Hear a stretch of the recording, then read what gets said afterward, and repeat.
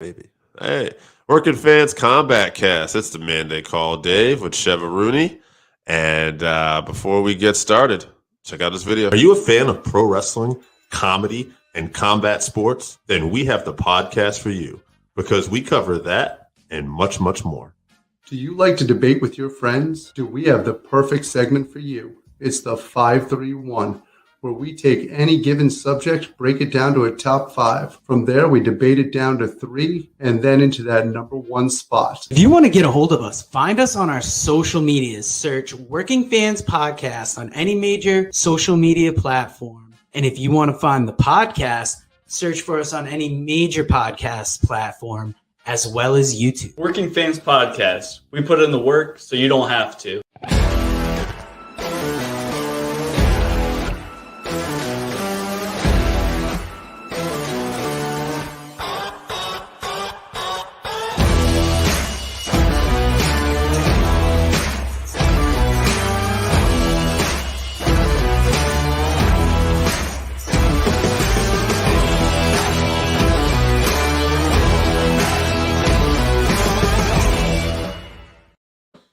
All right, guys, we're going to talk some more combat sports. Very busy combat sports this past weekend. Before we get started with this past weekend, Chevy, what's coming up for future episodes? All right, May 7th, we got the big UFC 274, Oliveira versus Gaethje. We're all super excited for that card. It's going to be a banger. Then on May 14th, we're going to be previewing UFC Fight Night Blachowicz versus Rakic. And then later on in the month, May 21st, UFC Fight Night Holm versus Vera. All right, got some good stuff coming up, especially when we get to that pay-per-view there. So many good bangers on that card. Oh, yeah, great card. Let's talk about this past weekend before we get into the UFC. Why don't we start off a little boxing? Tyson Fury successfully defended the world title. I think it's the WBC world champion, and then he's the recognized linear world champion as the guy who basically linear means like he's the guy to beat the guy, essentially. Mm-hmm. Yeah. Because sometimes in boxing, titles might get stripped to somebody and someone else will get a championship. So, as far as if you date the heritage back to like the original boxing champion, it still gets split up a little bit here or there. But Tyson Fury is to recognize the guy. We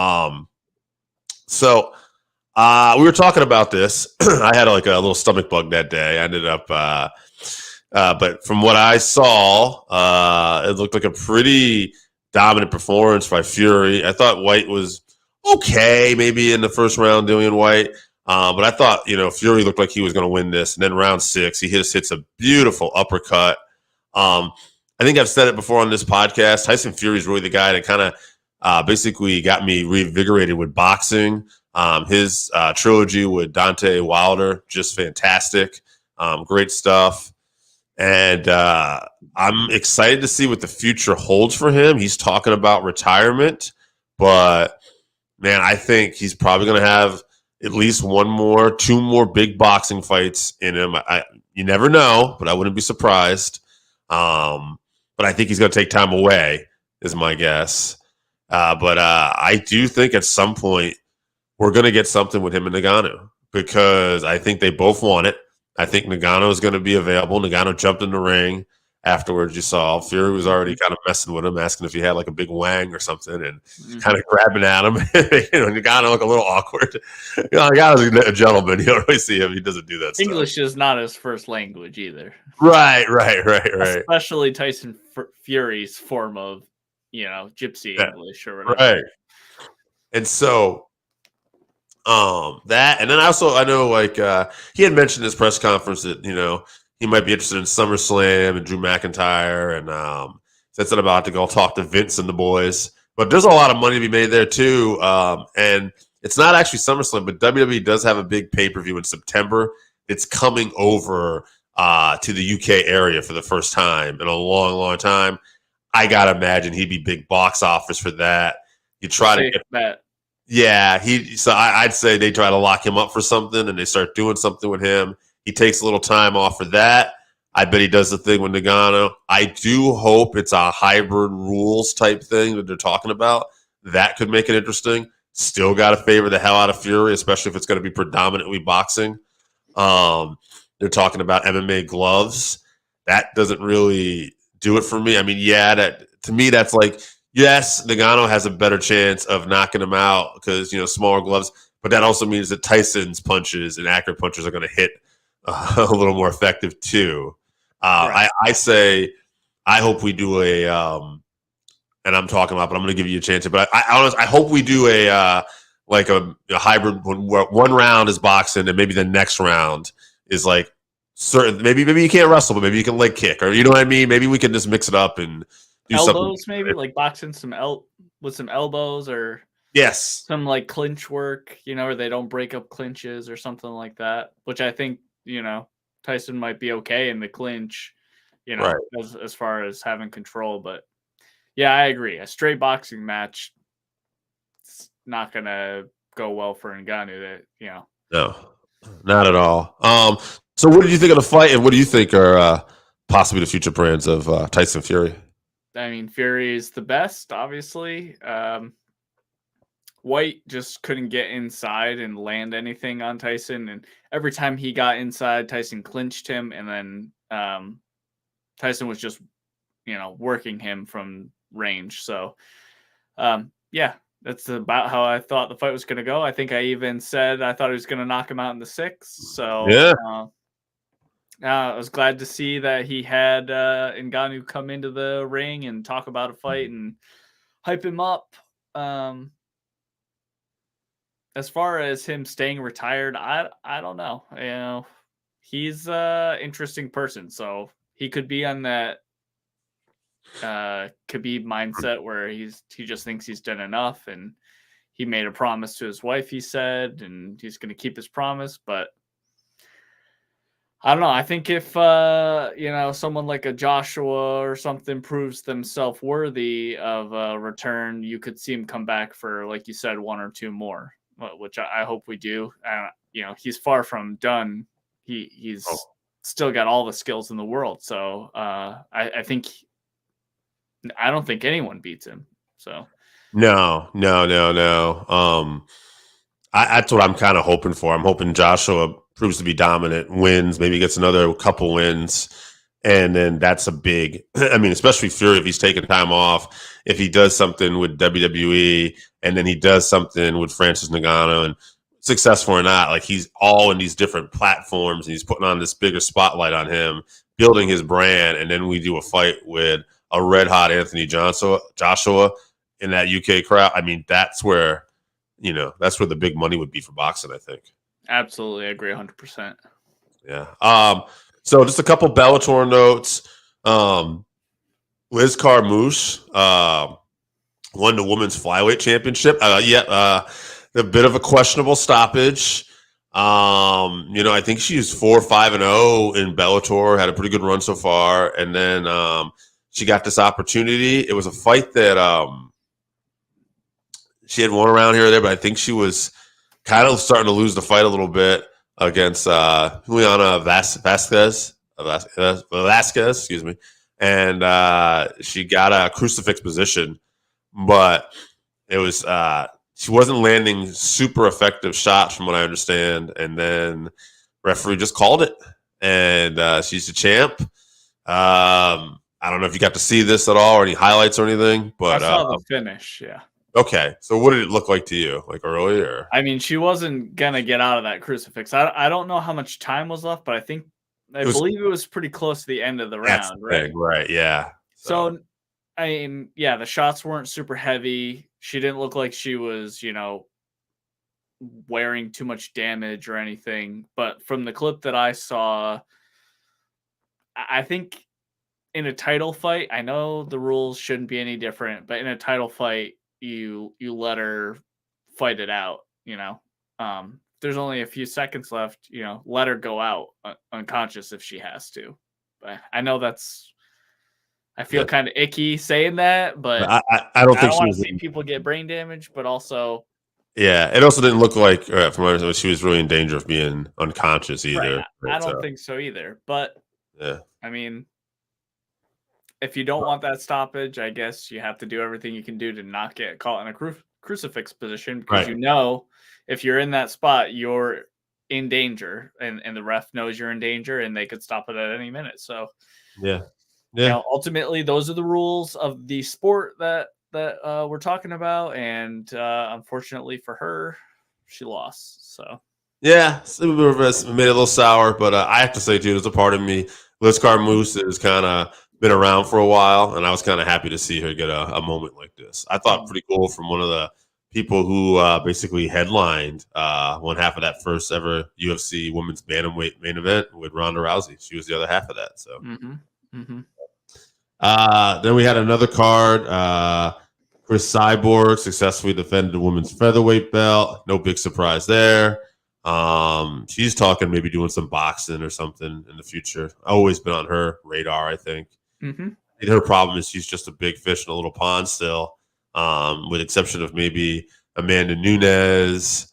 There's very few fights out there that, they're going to really be like, God, we got to see Cyborg in. So she's the attraction. But he talked about, a crossover between Bellator and PFL with the Kayla Harrison thing. So, I mean, I would love to see that. So, yeah.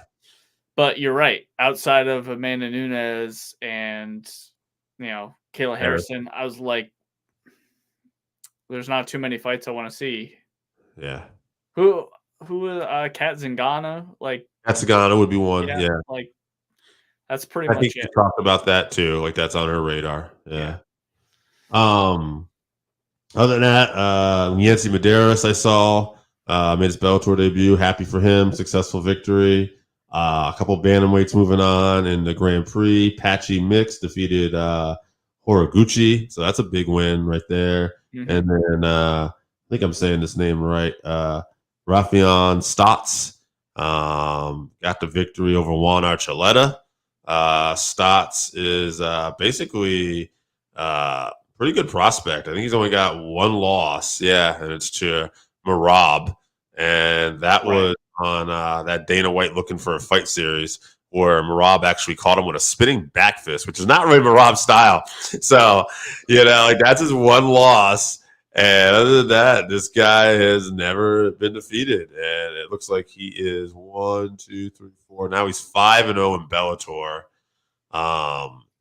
And this guy's also been NCAA 2 division champion out of Nebraska, NCAA 2 All-American.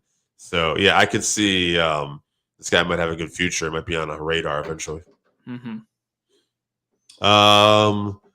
I think that's it for Bellator notes here, Tyson Fury. We could talk about this past weekend's UFC card, too.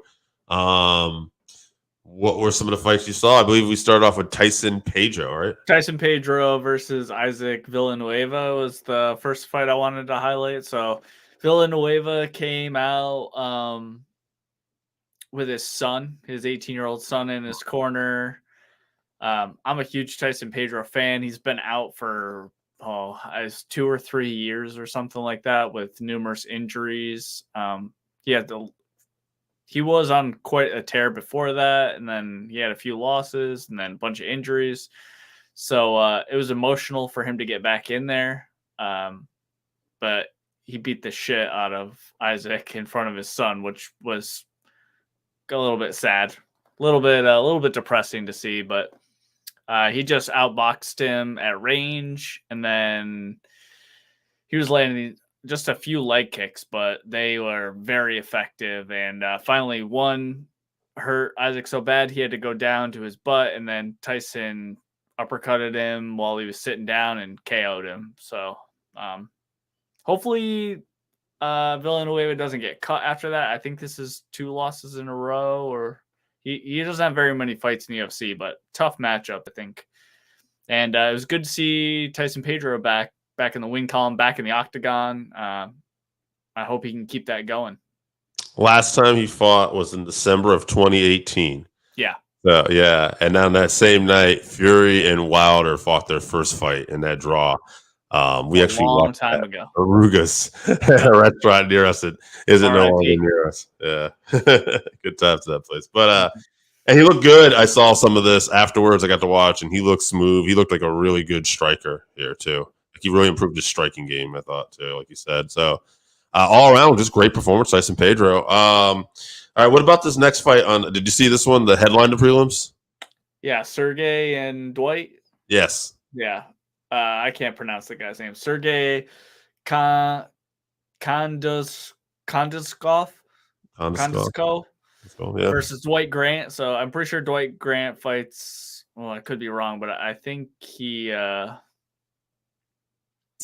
man, I can't remember his name now. Great coach, but also he's a UFC fighter. He had a beef with Alpha Male?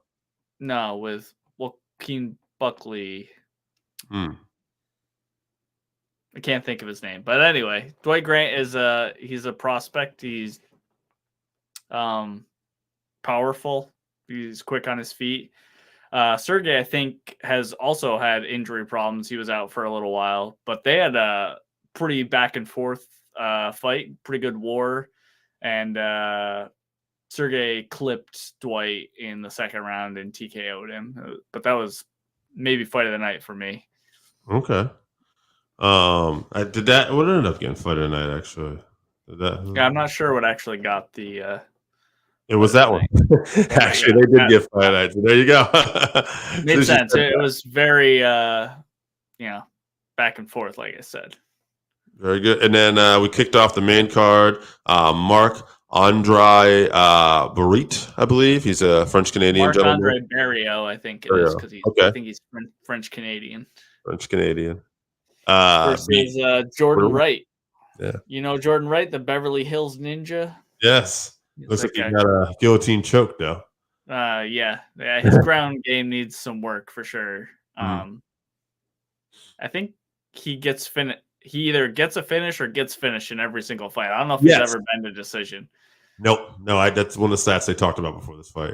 Yeah. Yeah. I'm a fan of him, but Marc-Andre looked very good, and he took advantage of Jordan's poor ground game and got the win with a guillotine choke, like you said. Looked really good. And then we had Charles Jourdain with a guillotine choke over Orlando Venata. From what I understand and just listening to here, Venata was looking sharp, and basically they both, I think, caught each other at different times, and basically Jourdain just had a really good little guillotine caught on him, and he was super sharp on the ground, and it was just his day. But I understand even people like Bisping are telling Venata, hang in there. Like, you have the skills to do this and be a champion. So. Right, he does seem to just be unlucky. You know, he looks good in every fight, and then something happens, or he gets caught in something or clipped, and or just outpointed. But yeah, he's super tough. His fights are exciting. I think that he's just unlucky, really. Yeah, I'm curious. I mean, we'll see where it goes. He's always seems to be in the mix. I feel like he's one of those guys that he's a lot better than what his record would indicate. Yeah, I agree 100%. You called this one. Macy Barber comes back. Maybe even more impressive than you thought. It looked like I got to watch this one. She looked to me like she just kind of like was just an all-around better fighter here. Like, I thought she got a very solid unanimous decision win over Montana De La Rosa. How did you see this one? Yeah, I think she, like you said, she looked great. She's just been growing like leaps and bounds, really like developing her skills. Because she's a young prospect still. She's one of the youngest, I think maybe the second or youngest female fighter on the roster. But yeah, she's developing and very quickly, big jumps in each of her fights. So I'm excited to see where she's going to be able to, what her ceiling is in the UFC. Absolutely. And then lightweight co-main event, Claudio Perez, Pules, I think. Pules, yes. Yeah. He's Peruvian. That's right. Knee bar over Coy Grita. This is like his second or third knee bar. Third, I think. And I think he only has 5 or 6 fights in the UFC and 3 knee bar finishes. He's the only one with more than 1 knee bar finish, I think. It's ridiculous. He is Yeah, 6 fights in the UFC, 5-1, and that knee bar. So slick. He snatched that so fast on Clay, and yeah, it's amazing.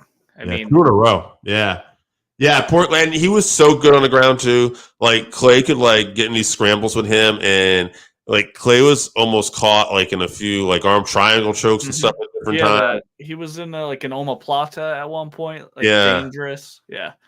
Yeah, I like Clay a lot, but this guy definitely outclassed Clay, especially on the ground.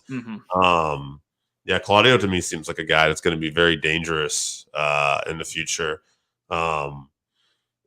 He's in a stack. We always say it's like the most stacked killer division, that lightweight division. But I think he's going to be another guy that's a problem. Yeah, I think you're right. Clay was a good measuring stick to see where his skills are at. So I think you're going to see him get a ranked opponent, like a decently ranked opponent next. Yeah. And Kid was good too. He called out. He was very, he's bilingual. You hear him on a microphone, and he was talking about Twitter verifying him. And I can't remember. Did Elon Musk own Twitter by then, or is that? No, that's more recent. Yeah, he might have to take that help with him now. Yeah, and then he would get on, with UFC, it has been about, come on, put me on, the broadcast team a little bit here. Right, yeah. They're good for him calling a shot. Main event on draws. Yeah, I mean, just went out there, submitted her. Really, I don't want to say that like she would have been dominant anyway, but just felt very like she caught her early with this. Yeah, what did you think of this? This standing arm triangle choke. Yeah, first standing arm triangle in UFC history. Obviously, nobody called that, how the fight was going to end. I thought maybe we're going to see a little bit more of a war between the two of them. But Andrade was looking good movement-wise on her feet. She wasn't just stalking forward like she has been known to do. She looked a little bit more patient. And she slipped a punch of Lemos, caught the arm and scooped her, rock bottom style into that arm triangle, and finished her quick. Very impressive. She showed that, she's not just a knockout machine. No. She's got the skills, and just listening to her talk, through interpreter obviously and stuff too.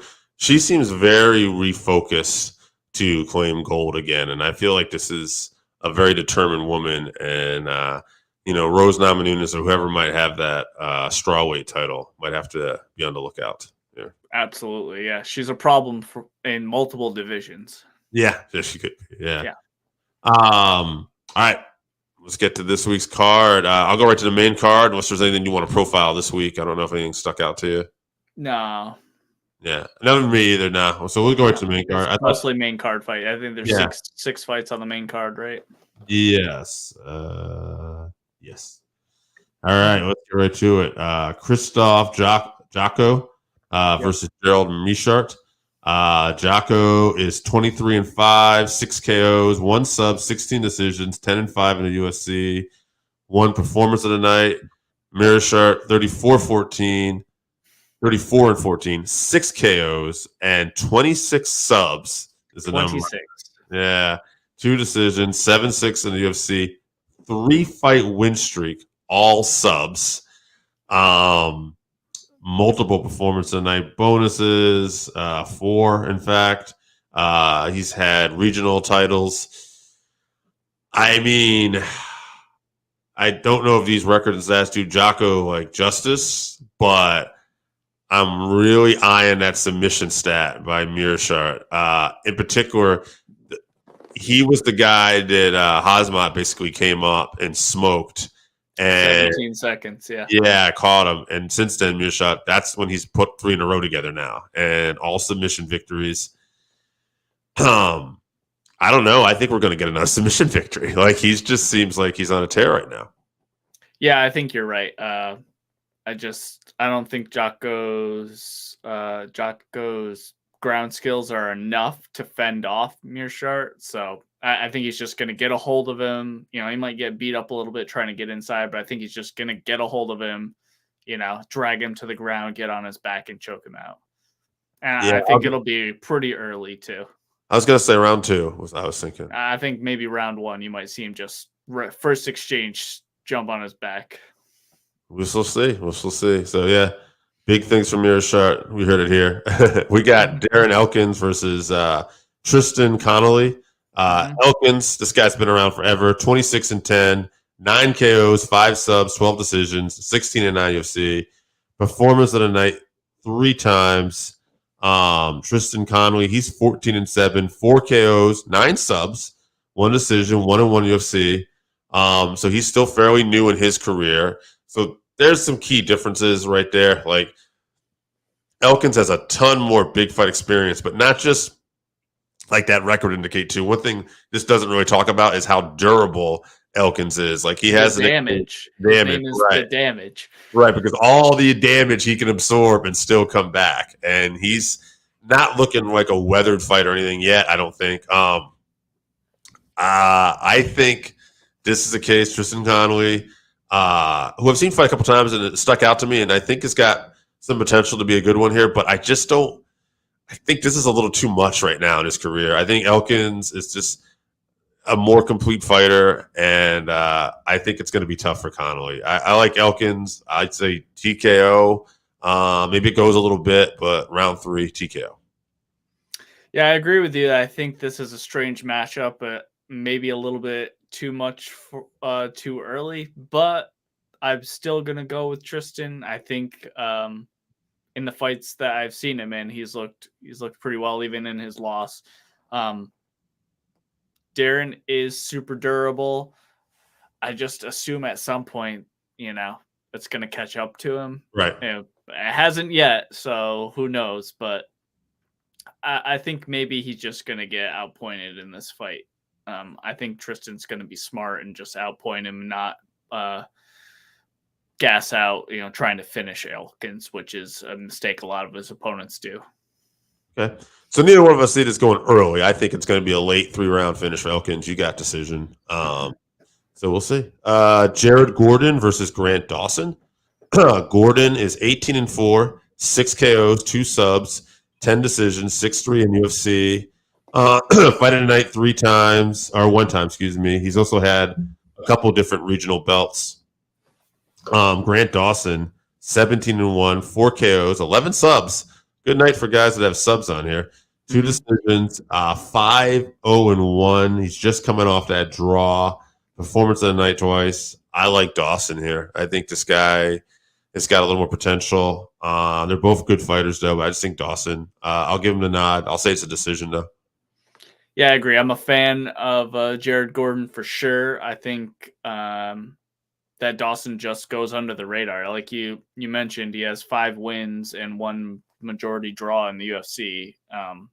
He's just flying under the radar a little bit. I think that you're going to see, like you said, a decision win for Grant Dawson. Okay, and our next fight, I'm already looking at because I want to make sure. I know one of Andre Touchy-Feely versus Joan Anderson Brito. I don't know how you say this. That's what it looks like to me. Yeah, It looks like Joan Anderson. Yeah, All right, Anderson. Yeah, Joan Anderson, Brito. Well, Mr. Brito is 12-3-1. He's got 5 KOs, 6 subs, 2 draws. He's 0-1 in the UFC. He's from the Contender Series. Against Feely. Again, this is an interesting matchup too because Andre Feely is 21-8-1, 9 KOs, 3 subs, 9 decisions, 9-7-1 in the UFC. Performance of the night twice. Again, I think this is a big match experience type thing, and I think with Feely, he's a lot better than that record indicates too. I like Feely all day in this. I'll say Feely TKO. I'll even say round 1. Well, that's bold. That's a hot take. I'm going to disagree with you. I like Andre Feely, but he is very up and down. Mm-hmm. I think that the UFC is trying to use him as a showcase because he does have a bit of a name coming out of that alpha male camp. But I think that Joe Anderson is going to get this win. I mean, his loss was to Bill Algeo, which is no slouch. So I think he's probably going to get this.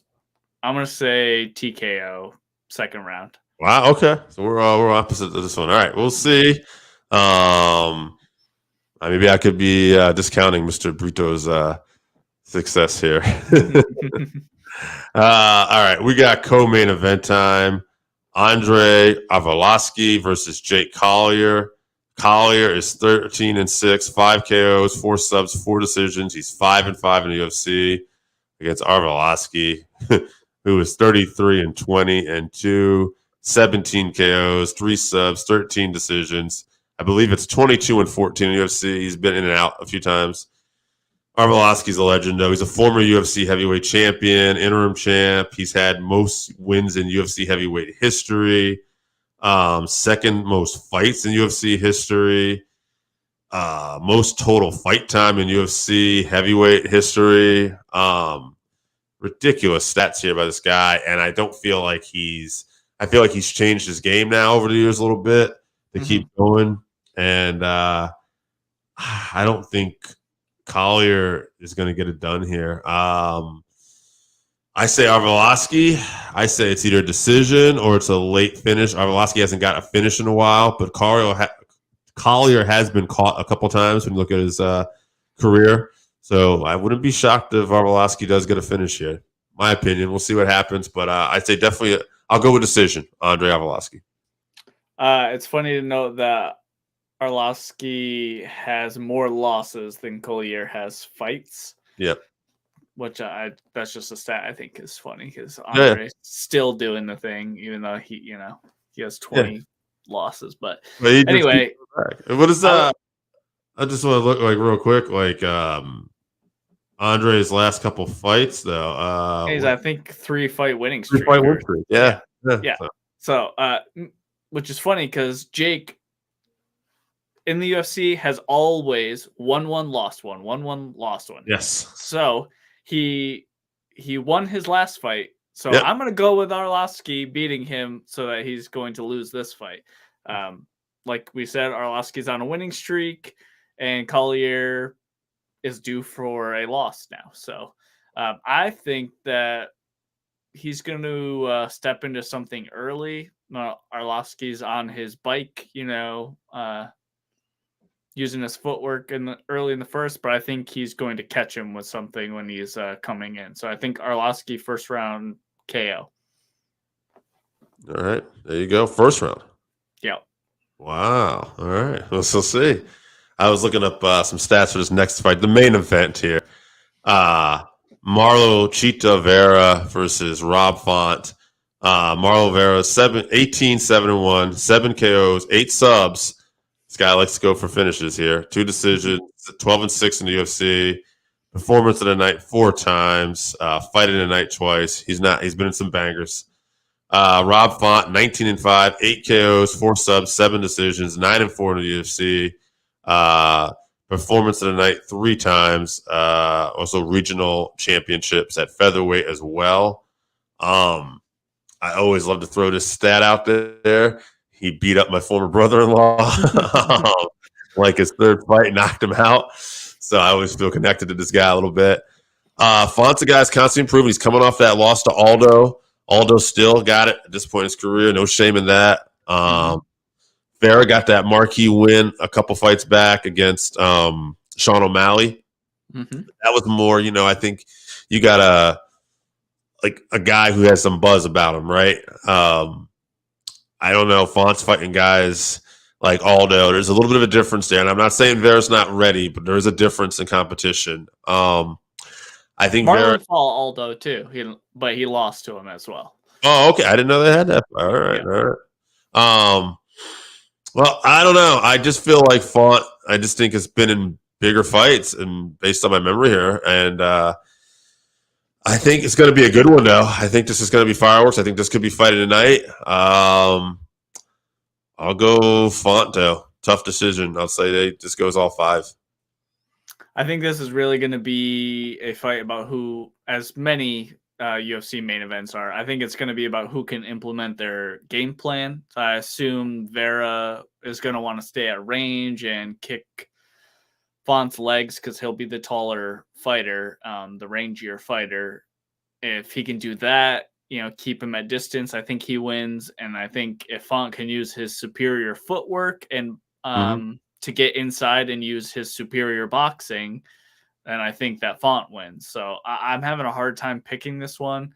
I'm a fan of both guys, but definitely more of a fan of Font. So I'm going to pick with my heart. I'm going to say Font gets it done. I'm going to say third round KO. If he gets inside, I think his hands are fast enough. He's going to clip Cheeto with something.